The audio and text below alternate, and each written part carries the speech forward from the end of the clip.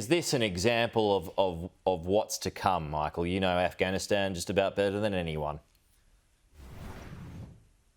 Yeah, look, Peter, unfortunately, the very sad answer to that question is yes.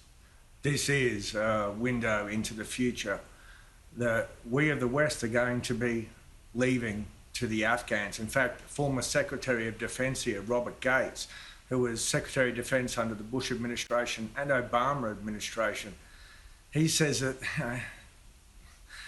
the outcome, most likely outcomes right now for the Afghans, he said in one word, are bleak. And just look at this attack. I mean, this was definitely targeting these girls, and it was designed for maximum lethality. Not only was it one car bomb followed by 2 IEDs or improvised explosive devices. This is a school where in the mornings the boys are taught, in the afternoons the girls are taught, and when the bomb went off at 4 p.m, that's the time when the girls are leaving school.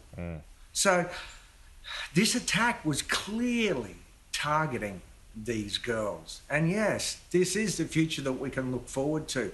And this attack speaks more to the counter-terrorism problem because, as we heard, the Taliban have denied responsibility for this. So that it's almost certainly the work of the Islamic State. So that's the terrorism front. And then on the Taliban front, right now, as we speak, there are massive Taliban offensives underway both in the north of the country and in the south of the country around their old capital or the city where they were created, Kandahar, which is right next door to Rozgan province, where the Aussie troops were. So already things are that any progress that's been made is peeling away. And the National Intelligence Council here in the United States just released a report that said the progress that we've made, particularly with women, is now at great risk. And they said that the only tools we have to moderate the future Taliban or any other forces is foreign aid and foreign legitimacy. But the US intelligence report said that leverage that we have might marginally moderate the Taliban's behaviour in the future. Look, there's just no good news for the Afghans. And let's not forget, since 2001, September 11, when we invaded, an entire generation has grown up with mobile phones and the internet and the promises that we made to them. It's an entire generation that we're now abandoning.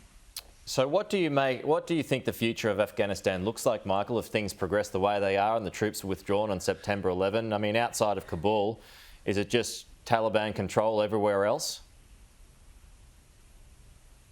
Yeah, the short answer is yes. Remember, Kabul particularly, but any of the major cities, that's where most of the progress has happened. And Kabul itself is distinct from Afghanistan at large. You almost feel like you should have to show your passport when you're leaving the countryside and entering the city, because it's two different worlds. Because in the countryside, if it's not the Taliban that's ruling, it's warlords.